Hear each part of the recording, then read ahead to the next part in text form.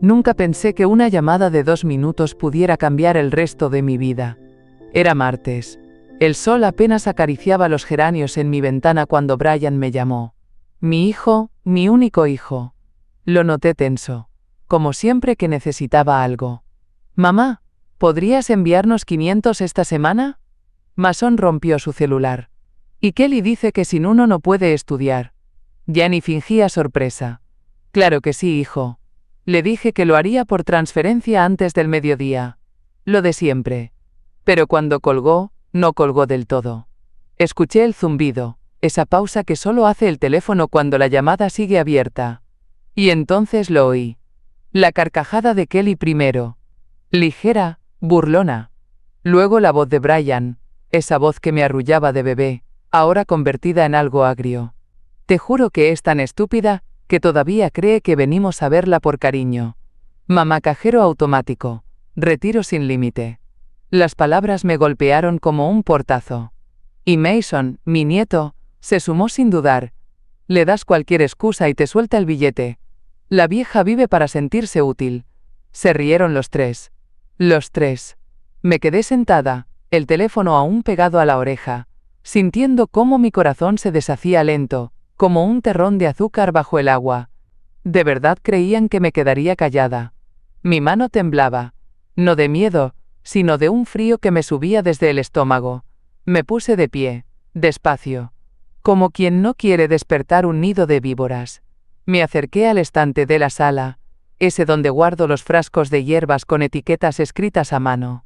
Tilo, manzanilla, menta. Saqué uno, sin saber cuál. Quería calmarme. No pude.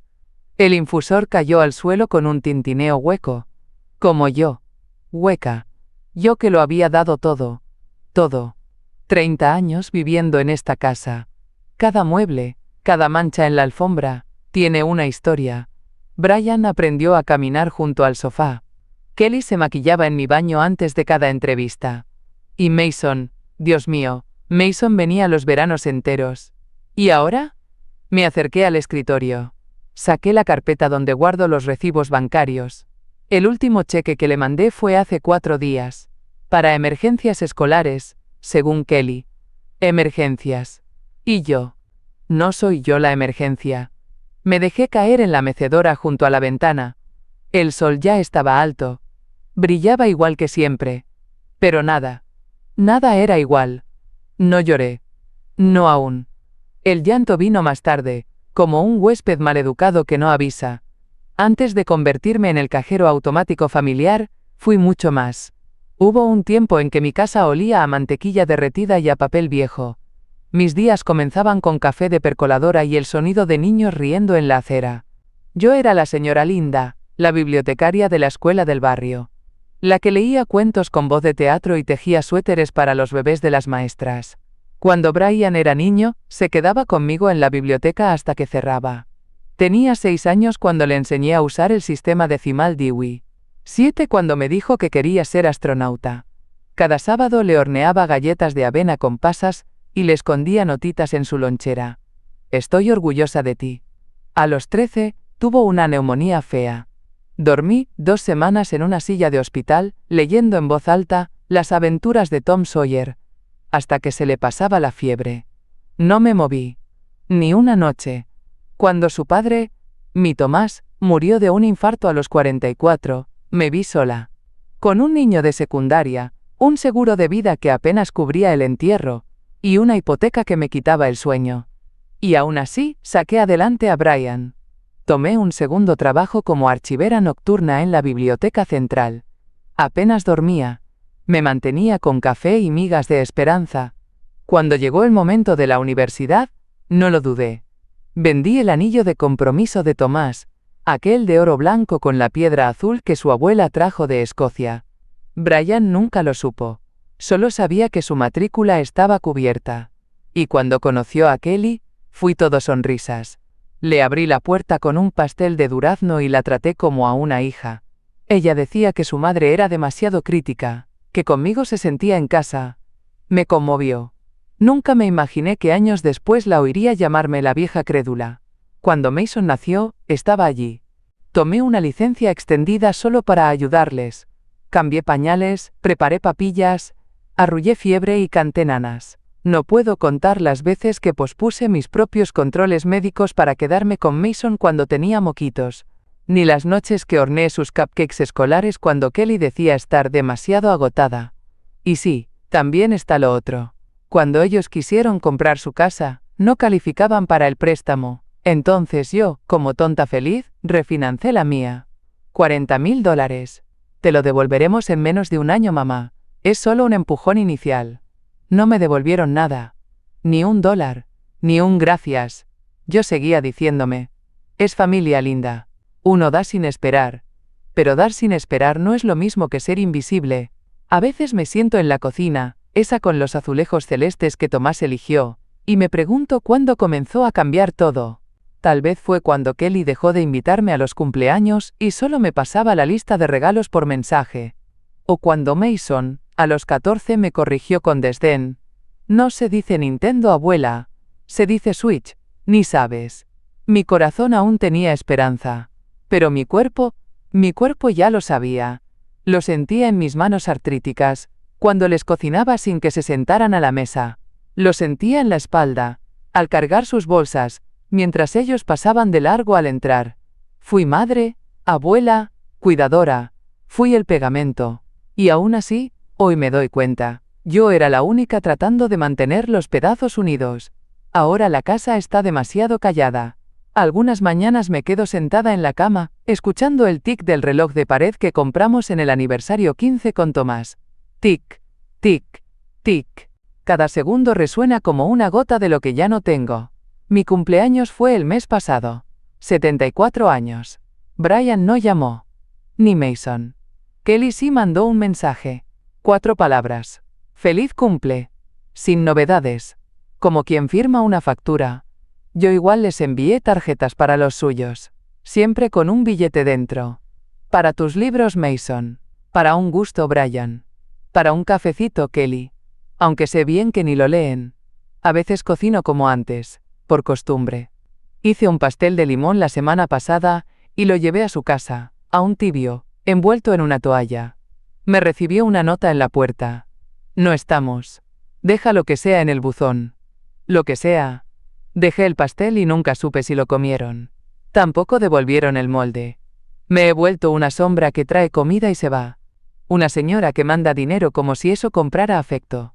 Y me doy cuenta, con el alma apretada, que llevo años tratando de comprar amor con cheques.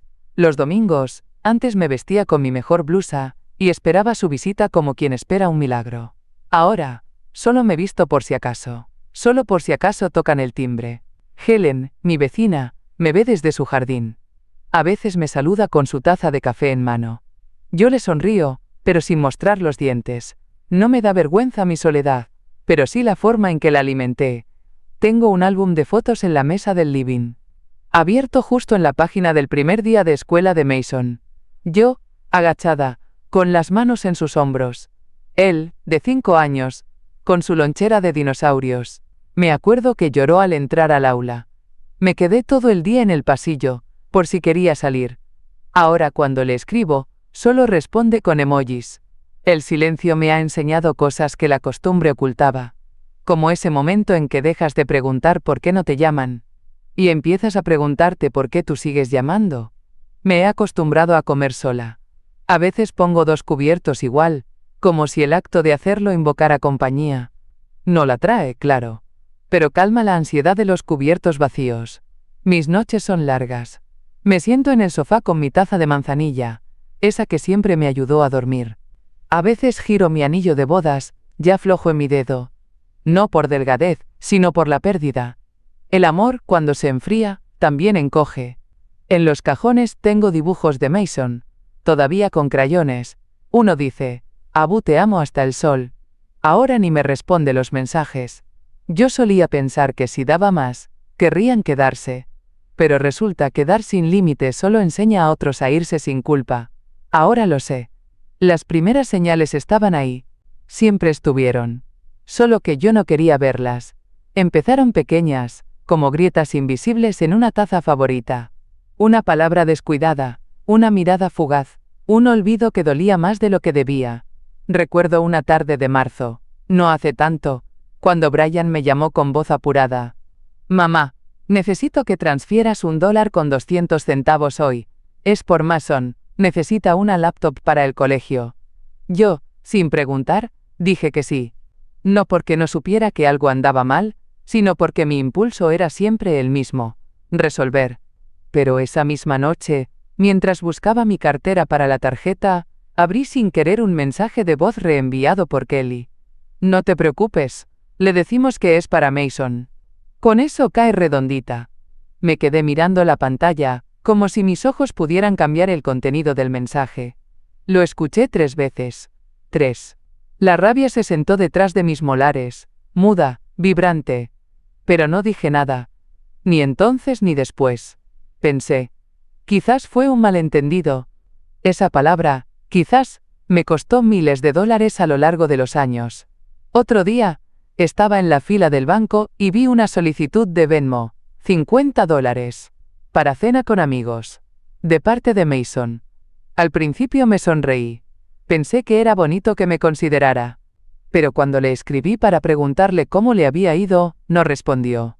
Ni un gracias. Ni un emoji. Y cuando lo llamé, me contestó con voz seca.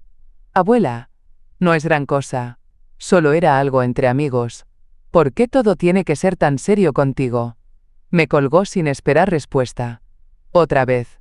Kelly me llamó llorando. Que su mamá estaba enferma. Que no sabían cómo pagarle una enfermera nocturna. Me revolvió el estómago. Porque la madre de Kelly nunca me tragó. Una vez dijo que mi casa olía a sopa de viejos. Pero igual transferí lo que pude. $2. 2 semanas después, los vi en Instagram. Cena en un restaurante caro.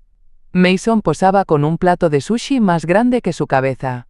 La descripción decía: mi reina merece lo mejor. #nightout. #grateful. Grateful. ¿De verdad? Me tomó días juntar el valor. Pero un domingo en la tarde, le pregunté a Brian si todo estaba bien con la mamá de Kelly. Me respondió sin levantar la vista del televisor. ¿Ah, eso? Ya mejoró. No te preocupes. Como si yo fuera una cuenta automática que no necesita explicación, solo motivos vagos. Empecé a llevar un registro. No de números, ya los tenía en la banca online, sino de actitudes. Cada desprecio, cada excusa, cada palabra no dicha que pesaba más que un portazo.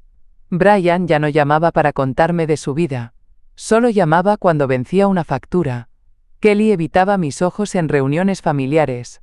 Mason no me escribía desde el año pasado, salvo por las solicitudes de pago. Y yo seguía ahí, con mi libreta de notas y mi fe intacta, anotando cada promesa rota como quien aún cree en cuentos de hadas. Mi vecina Helen, con su honestidad sin barniz, me soltó un día mientras podábamos los rosales. Linda, si cada vez que alguien te llama es para pedirte algo, ¿cuándo fue la última vez que te preguntaron cómo estás tú? No supe qué responder. Las señales estaban ahí. Pero uno no quiere admitir que lo están usando. Es más fácil pensar que aún queda algo de cariño bajo todo ese interés. Pero ya no soy la misma mujer que hacía galletas para mendigar atención. Estoy empezando a ver. Y lo que veo, no me gusta nada. El día de la graduación de Mason empezó a las 5 de la mañana. Me desperté con el canto de los petirrojos afuera, igual que cada primavera. Preparé café fuerte, no el descafeinado de las noches, y revisé por 5ª vez la caja del pastel. Era su favorito. Red Velvet con crema de queso, cubierto de fresas frescas, lo hacía cada año en su cumpleaños, pero esta vez era especial. Su graduación de secundaria. Un hito. Conduje 2 horas. Crucé condados, me detuve en un café para ir al baño, revisé el pastel con cada bache como si llevara una corona. Llegué al auditorio 20 minutos antes del acto. El sol estaba alto, y me sentí tonta por haberme puesto suéter. Busqué sus nombres en la lista de invitados. No estaba. No se preocupe, señora, dijo la jovencita de la entrada. Puede sentarse allá, junto a la salida de emergencia. La última fila. Desde ahí apenas se veían los birretes. Pero me quedé. Porque eso hacen las abuelas. Se quedan. Después de la ceremonia, Los estudiantes salieron en tropel, riendo, abrazándose. Yo sostuve el pastel como si fuera una ofrenda sagrada. Vi a Mason. Estaba con su grupo, sacándose fotos con un dron, riéndose con amigos. Cuando me acerqué, su expresión cambió. Abu, no sabíamos que vendrías. Kelly estaba a su lado. Fingió una sonrisa, pero no se molestó en disimular el fastidio. No te vimos en la lista, dijo, como si eso justificara todo. No importa, murmuré. Traje algo. Para ti. Le extendí el pastel. El Catelda miró. La tomó con una sola mano. Oh, gracias. Ya estaba girando para volver con su grupo cuando le puse la otra mano en el hombro. Y esto también es para ti. Saqué un sobre blanco. Dentro había un cheque por $5,000. Para lo que necesites, corazón.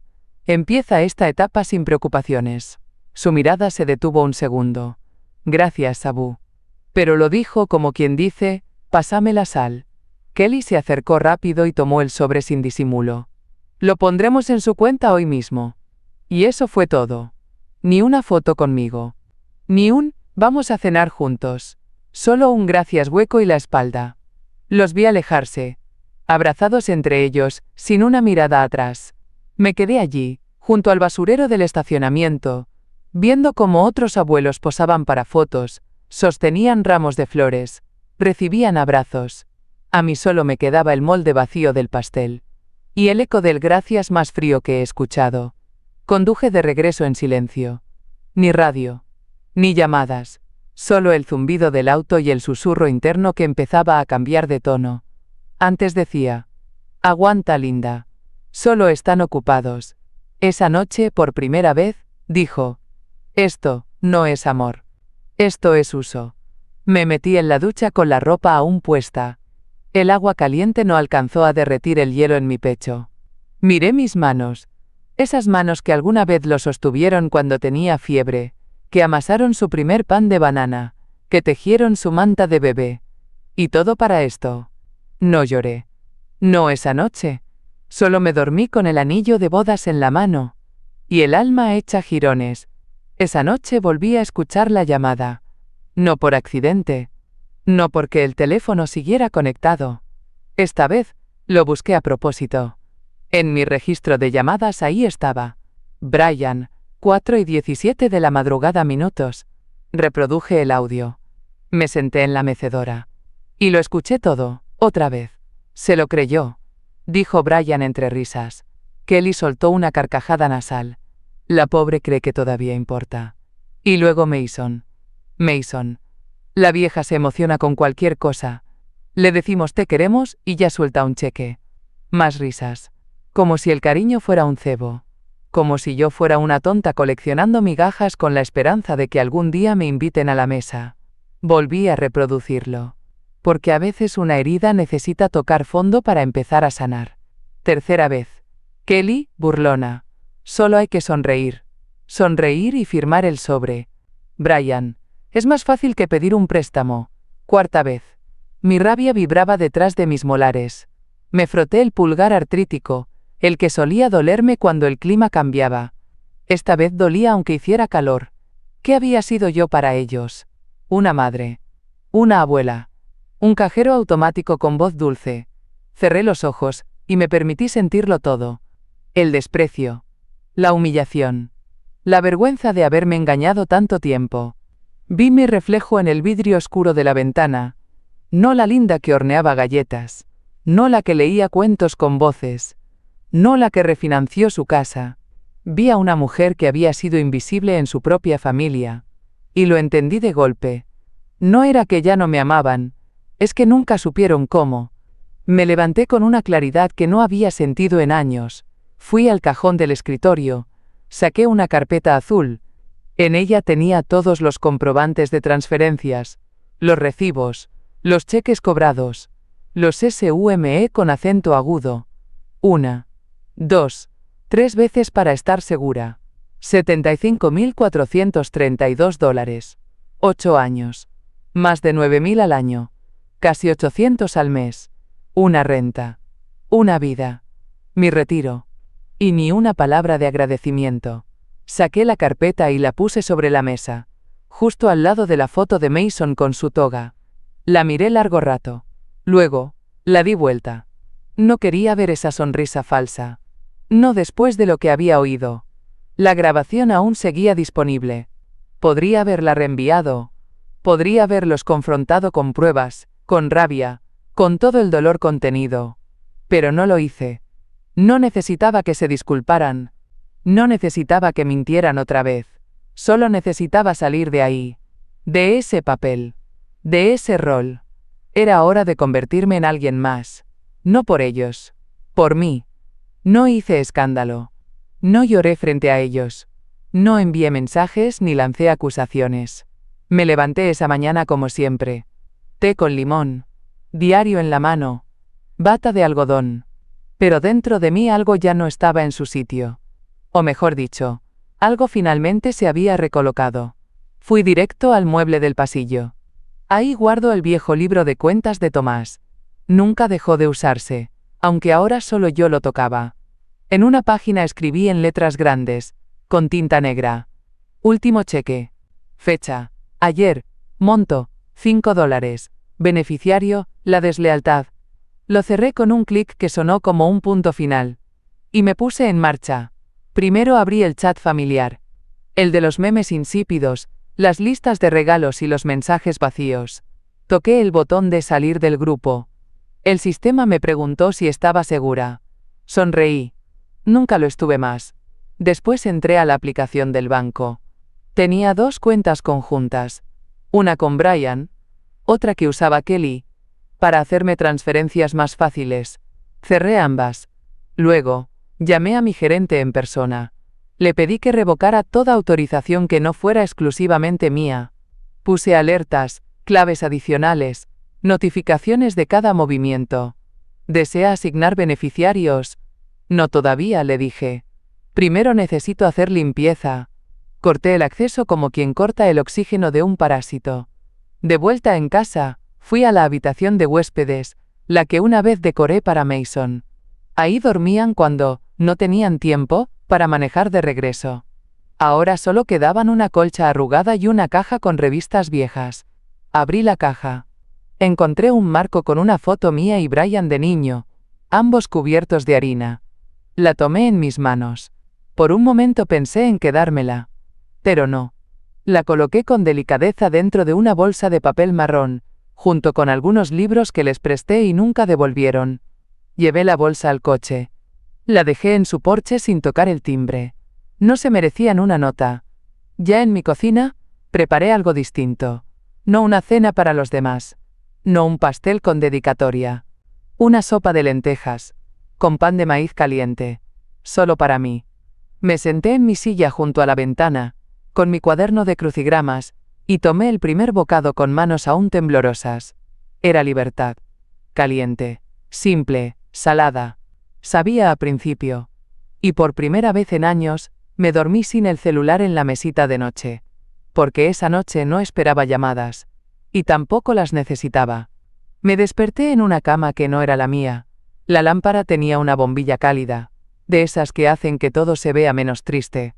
El cobertor era áspero pero limpio. Y el aire olía a cloro seco y desinfectante. Un motel de carretera. Nada elegante. Pero era suficiente. Me había ido sin avisar. Cerré la casa, metí un par de mudas y tomé el camino sin destino claro. Solo sabía que no quería estar donde siempre me habían usado. Esa noche, al apagar la luz, el llanto me sorprendió. No fue escandaloso. Fue un sollozo lento, pegajoso. De esos que salen cuando ya no se puede sostener la fachada. ¿Fue todo una mentira? Esa pregunta se me quedó girando como una hélice rota.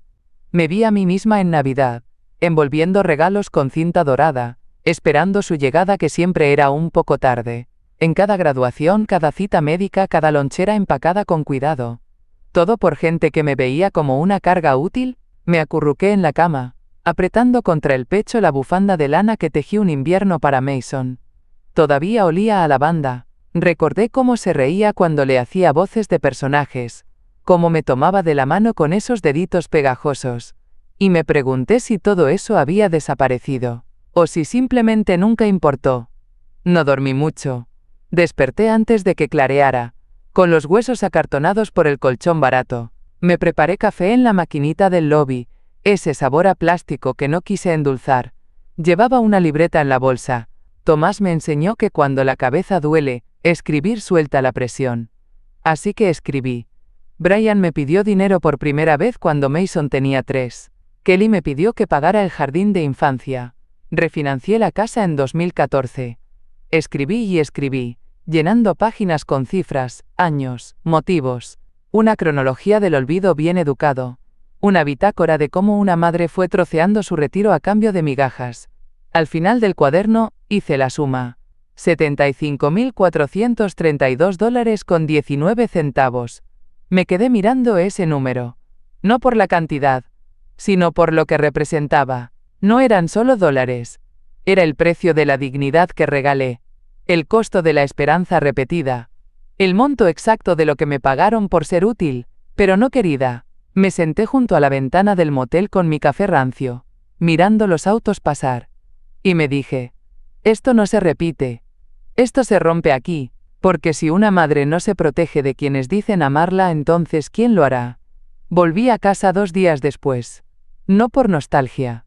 No por reconciliación. Volví porque necesitaba verlo todo una última vez con ojos nuevos.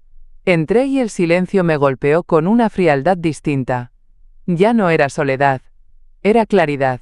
Me quité los zapatos, dejé las llaves sobre el frutero vacío, y me senté en la mesa con el portafolio de cuero donde guardaba los papeles importantes. Comencé a ordenar. Recibos, cheques, transferencias, préstamos que nunca fueron devueltos, pagos que juraron, te reembolsamos apenas se acomode la cosa. Había boletos de avión que compré cuando Kelly olvidó que era su aniversario. Laptops, campamentos, uniformes escolares, incluso el paquete de fotografía profesional para el anuario de Mason. Lo pagué todo, sin preguntar, sin esperar nada más que una sonrisa. Y sin embargo, las sonrisas también se habían vuelto escasas. Abrí la banca online y empecé a escarbar en los últimos 8 años. Los números me hablaron como nunca antes. Fechas, cantidades, descripciones. Era un museo del abuso disfrazado de ayuda. Ahí estaban las veces que transferí dinero a Mason un viernes por la noche, y al día siguiente lo veía con zapatos nuevos en Instagram.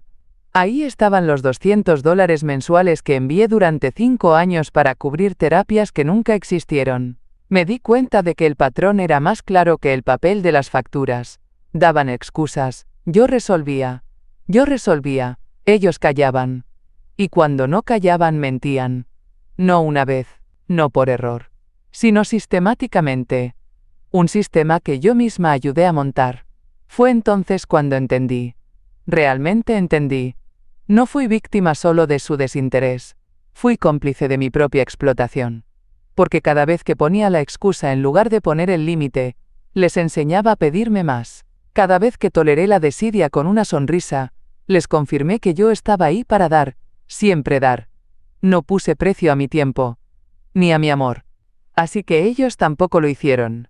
Me levanté de la silla, tomé el espejo de mano que usaba mi madre, ese con el mango de Carey, y me miré fijamente. Linda, me dije en voz baja, esto ya no es tristeza. Es despertar. No se trataba de vengarme, ni de que dijeran perdón. Era cuestión de recuperar algo que pensé perdido para siempre. Mi valor. Porque una cosa es dar por amor, otra muy distinta. Dar por miedo a ser olvidada. ¿Y yo? Yo ya no tenía miedo. Helen se presentó a la mañana siguiente sin avisar, como lo hacía cuando sabía que algo no estaba bien. Traía una olla de sopa de cebada con verduras, envuelta en un paño de cuadros que olía a laurel seco y a casa. Tengo extra, dijo, sabiendo perfectamente que yo no había cocinado nada en días. Me hizo sentar y sirvió los platos como si estuviéramos en los viejos tiempos, cuando nos turnábamos para llevar postres a la escuela o cuidar a los hijos de la otra. No preguntó de inmediato. Solo me miraba con esos ojos achinados que ya me habían visto caer más de una vez. Esperó a que diera el primer sorbo. Entonces dijo con voz tranquila, sin dramatismo: ¿Hace cuánto no lloras frente a alguien? No pude evitarlo. La cuchara tembló entre mis dedos. El vapor de la sopa se mezclaba con el nudo que tenía en la garganta. Lo escuché Helen. A los tres. Brian, Kelly y Mason. Hablando de mí como si fuera un cajero automático. Riéndose. Ella no frunció el ceño. No se escandalizó. Solo asintió. Una vez. Lenta. Con pena pero sin sorpresa. Siempre te lo dije. Dijo. Pero no es lo mismo saberlo que oírlo. Apoyé los codos en la mesa y me cubrí la cara. Sentí sus dedos nudosos en mi muñeca. Su pulgar frotando en círculos pequeños. Un gesto simple. Un ancla. Pensé que era amor, dije con voz rasposa. Helen suspiró. Claro que pensaste eso, cariño. Porque tú sí sabes amar. Le conté todo. Los préstamos. La laptop inventada. El pastel de graduación. La carpeta de papeles. Los $75. Todo. Helen no interrumpió. Solo me escuchó, con la paciencia de quien ha visto a su amiga poner la otra mejilla durante décadas. Cuando terminé, me pasó una servilleta y dijo: Linda, no estás loca. Ni exageras. Solo estás viendo con los ojos abiertos por primera vez. Sus palabras fueron bálsamo y bofetada al mismo tiempo. Porque tenía razón. Yo no estaba perdiendo a mi familia. Estaba perdiendo la fantasía de que alguna vez la tuve de verdad. Esa noche me acosté con el teléfono apagado. Helen me dejó una linterna junto a la cama, por si se va la luz, y un paquete de galletas saladas, por si te levantas con náuseas de tanta verdad. Y por primera vez después de muchas semanas dormí sin sobresaltos, sin esperar un mensaje, sin revisar el buzón, sin justificar a nadie, porque ahora sabía que no estaba sola, solo mal acompañada. Lo primero que hice fue buscar el testamento. Estaba guardado en la caja fuerte, junto a fotos de mi boda, el diploma de bibliotecaria y la pulsera de hospital que Mason usó al nacer. Ese papel, redactado hacía más de una década, aún decía que todo lo mío pasaría a Brian. Por si algo me pasa, me había dicho entonces. Para que él se encargue. Pero ahora, verlo ahí, con su nombre escrito como único heredero, me dio náuseas. ¿Encargarse de qué? ¿De seguir cobrándome hasta el final? Me puse los lentes, saqué una pluma y marqué ese testamento con una sola palabra en rojo. Nulo. La mañana siguiente, fui al bufete legal donde Tomás y yo habíamos ido una vez para redactar un poder notarial. La secretaria me saludó con esa sonrisa de, no la hemos visto en años. Le dije que quería hablar con alguien sobre un nuevo testamento. No para más tarde, aclaré. Para ahora. Me asignaron con una abogada joven, cabello recogido, mirada firme. Le conté todo sin llanto, sin pausa. Al terminar ella me preguntó, ¿y tiene pensado a quién dejarle su patrimonio? No a mi hijo, dije, con una voz que me sorprendió por lo segura. A mi marido lo mató el estrés. Mi nieto me olvida, pero la biblioteca a la que dediqué mi vida todavía tiene goteras. La abogada me miró en silencio. Luego sonrió. Entonces vamos a crear algo que perdure. Así nació la beca Tomás Fernández, un fondo para jóvenes sin recursos, especialmente mujeres mayores que quieren terminar sus estudios. Mi nombre no estaría en los anuncios. No hacía falta. Pero en el fondo de cada carta de aceptación, una nota diría: gracias a una mujer que creyó en los libros y en segundas oportunidades. Y por primera vez, mi dinero haría algo sin que nadie me mintiera para obtenerlo. Luego fui al banco. Pedí congelar toda cuenta conjunta, anular tarjetas secundarias y abrir una nueva cuenta solo a mi nombre, en otra sucursal. El gerente me miró con cejas levantadas. ¿Todo esto de golpe, señora Linda? ¿Sabe qué pasa?, le dije acomodándome el bolso. Me acostumbré a dar permiso sin saber a quién. Eso se acabó. Le mostré la lista de movimientos sospechosos. Las transferencias. Las fechas.